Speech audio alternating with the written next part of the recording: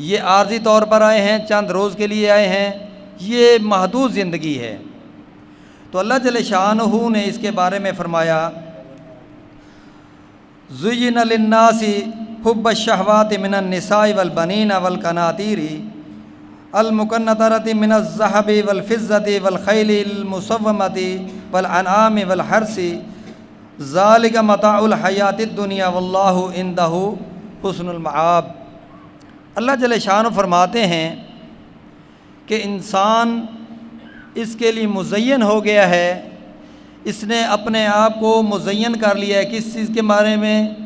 دنیا کی زندگی کو اس نے اپنے لیے مزین کر لیا ہے، دنیا کی زندگی کو اپنے لیے سنوار لیا ہے، دنیا کی زیب و زینت کے پیچھے یہ لگ گیا ہے۔ اس کے سامنے جو یہ دنیا کی جو زندگی ہے، یہ رکاوٹ اس میں پڑنے والی کون سی چیزیں ہیں؟ اللہ جل شانہ نے فرمایا حب الشہوات، یہ خواہشات کے پیچھے پڑ گیا ہے، اور اس کے اندر من النساء، خواتین کے چکر کے اندر، عورت کے چکر میں، من الذہب والبنین، اولاد کے چکر میں، بیٹوں کے چکر میں، اور اس کے بعد یہ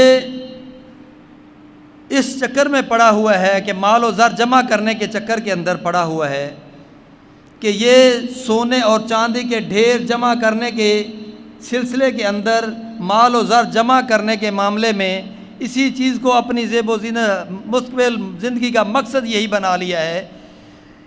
اور اس کے علاوہ والخیل، اور گھوڑے، المسومات، نشان کیے ہوئے۔ سابقہ دور کے اندر امیر و کبیر اس شخص کو گنا جاتا تھا جس کے پاس اچھی قسم کا گھوڑا ہوتا تھا۔ تو آج بھی اسی چیز کے چکر کے اندر ہم پھنسے ہوئے ہیں کہ ہم یہ دیکھتے ہیں میرے پاس گاڑی کون سی ہو، اعلیٰ قسم کی گاڑی ہو، اعلیٰ قسم کی سواری، اس سواری کے چکر کے اندر ہم پھنسے ہوئے ہیں، اونچے اونچے محلات بنانے کے چکر میں پھنسے ہوئے ہیں۔ اور اسی طرح دنیا کا مال جمع کرنے کے ساتھ ساتھ مویشی، اس دور کا سب سے بڑا جو ذمہ دارہ سمجھا جاتا تھا وہ کیا تھا؟ ریوڑ کا پالنا، مویشیوں کا جمع کرنا۔ جس کے پاس زیادہ جانور جمع ہوتے تھے، زیادہ لمبا چوڑا ریوڑ ہوتا تھا جانوروں کا، وہ زیادہ امیر و کبیر گنا جاتا تھا۔ اس کو جمع کرنے کے چکر کے اندر انسان لگ گیا، اور اللہ جل شان فرماتے ہیں یہ تو کیا ہے، یہ سارا کچھ متاع دنیا، دنیا کی متاع ہے۔ یہ جس چیز کے پیچھے ہم لگے ہوئے ہیں اس کی وقت کیا ہے؟ ایک سانس جب بند ہو جاتا ہے یہ ساری دنیا کی یہ سب چیزیں ہم سے چھوٹ جاتی ہیں۔ ہماری ساری زندگی تگ و دو، کوشش، محنت اسی چیز میں لگی ہوئی ہے۔ اللہ جل شان فرماتے ہیں یہ عارضی دنیا ہے، یہ مستقل نہیں ہے، اس چیز کے تم پیچھے لگے ہوئے ہو، یہ کیا ہے؟ اس سے بہتر اللہ کے پاس کیا ہے؟ وہ بہترین ٹھکانہ ہے، حسن المآب۔ فرمایا اے میرے پیغمبر ان سے کہہ دیجئے قل اعنبئکم بخیر من ذالکم للذین اتقوا عند ربہم جنۃ تجری من تحتہا الانہار خالدین فیہا ازواج مطہرۃ ورضوان من اللہ واللہ بصیر بالعباد۔ اے میرے پیغمبر ان کو متنبہ کر دیجئے، بتا دیجئے کہ آؤ میں تمہیں وہ خبر دوں، اس چیز کی خبر دوں کہ جو تمہارے لیے بہتر ہو۔ ہم سمجھتے ہیں بہترین چیز کیا ہے؟ یہ دنیا کا مال۔ اللہ کیا کہتا ہے؟ بہترین چیز کو ان کو بتا دو کہ بہترین چیز کیا ہے؟ وہ آخرت کی زندگی ہے، جنت تجری من تحتہا الانہار ہم فیہا خالدون، ہمیشہ ہمیشہ جس میں تم رہو گے، اور اس کے اندر تمہارے لیے ہمہ قسم کے میوے، پھل اور تمام تمہاری ضروریات کی زندگی کی جتنی چیزیں ہوں گی وہ سب میسر ہوں گی، اور بنا مانگے تمہیں ملیں گی۔ تو ہم جس چیز میں پڑے ہوئے ہیں، جس دنیا کے چکر میں ہم لگے ہوئے ہیں، اللہ جل شانہ نے اس کی وقت، اس کی طاقت، اس کا اصل حالت بتا دی ہے کہ یہ جس چیز میں تم لگے پڑے ہو اس کا کیا ہے؟ تمہیں کوئی فائدہ نہیں ہوگا۔ یہ دنیا کے اندر تو تمہارے لیے عارضی ہے، لیکن اس کا مستقبل تمہیں کوئی فائدہ نہیں ہوگا۔ اللہ جل شانہ فرماتے ہیں کہ سورہ لقمان کی آیت نمبر ہے 33۔ اللہ جل شانہ اس کے اندر ہمیں یہ بتا رہے ہیں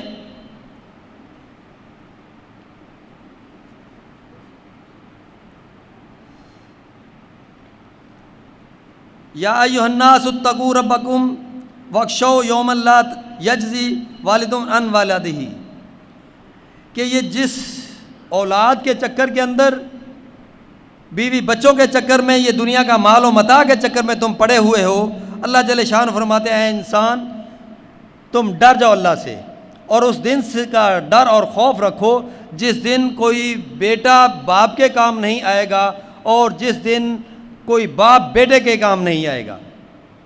دوسرے مقام پر اللہ جل شانہ سورہ المعارج کے اندر بتا رہے ہیں کہ اے انسان سمجھ جا، اس وقت سے پہلے اپنی فکر کر لے کہ وہ وقت آ جائے جب یہ اولاد، بیوی، بچے، یہ مال و زر جو تو نے جمع کیا ہوا ہے یہ تیرے کی کچھ بھی کام نہ آئے گا، اور اس وقت تو پچھتائے گا، اور پچھتاوے کے طور کے اوپر تم اپنی زندگی کے یہ سارے گزرے ہوئے لمحات کو اس طرح یاد کرے گا کہ اب میں پچھتا رہا ہوں، اپنے ہاتھوں کو کاٹ کاٹ کر کھائے گا کہ کاش وہ وقت دوبارہ مجھے یہ زندگی کا مل جائے تو میں کیا کروں، اپنی زندگی سنوار لوں۔ لیکن آج ہمیں اللہ جل شانہ موقع دے رہے ہیں، ہم اپنی زندگی کو سنوارتے نہیں ہیں، تو اللہ جل شانہ نے اس کے اندر فرمایا کہ وَلَا يَسْأَلُ حَمِيمٌ حَمِيمًا، اور کوئی دوست کسی دوست کو کوئی پرسان حال نہ ہوگا، اور اس دن نہ انسان سوچے گا ایک دوسرے کے حالانکہ سامنے دیکھتے ہوئے بھی وہ کسی کے کوئی کام نہیں آ رہا ہوگا، اور اس دن انسان خواہش کرے گا، سوچے گا کہ اگر مجھے اس آخرت کے اندر جو جہنم کی زندگی ہے اس دکھ سے بچنے کے لیے مجھے جو بھی قربانی دینی پڑے میں دے دوں، اور دینے کے ساتھ میری اس جہنم کی وادی سے میں بچ جاؤں اور میں آخرت کے اندر جنت میں چلا جاؤں۔ اس دن یہ بدلے کے طور پہ اللہ جل شان فرماتے ہیں یہ اس دن اپنی اولاد کو، بیوی بچوں کو، اور جو کچھ مال و متاع ہے اور جو کچھ زمین میں ہے، وَمَنْ فِي الْأَرْضِ جَمِيعًا، سب کچھ دے دلا کر ثُمَّ يُنْجِيهِ، پھر یہ چاہے گا کہ مجھے نجات مل جائے، میں جہنم کی وادی سے بچ جاؤں۔ تو اللہ جل شان فرماتے ہیں کلا، ہرگز نہیں، انہا لظا، یہ کبھی نہیں ہو سکتا، تمہارے لیے اب ٹھکانہ کیا ہے، بھڑکتی ہوئی آگ ہے۔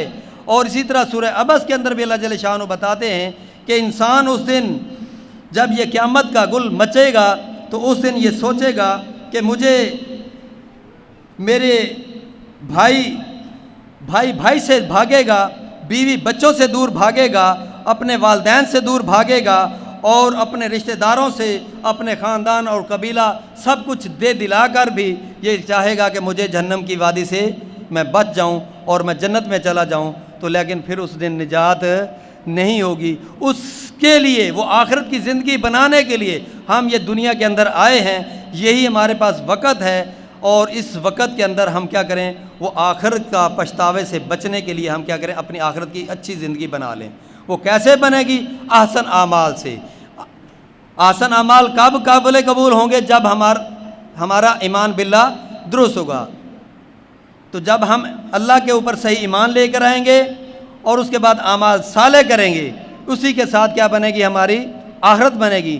یہ نہیں اللہ جل شانہ نے بیان کیا کہ تم بیوی بچے یا اولاد کو ان کو ترک کر دو اور ترک دنیا ہو کر تم الگ جنگلوں کے اندر چلے جاؤ، یہ نہیں، بلکہ ان بیوی بچوں کے اندر ہی ہماری آزمائش ہے کہ ہم اللہ کی رضا کے سامنے بیوی بچوں کو آڑ رکاوٹ نہیں بنانا، بلکہ ہم نے ان کی تربیت بھی اللہ کے حکم کے مطابق کرنی ہے اور اپنے آپ کو بھی اللہ کے حکم کے تابع کرنا ہے۔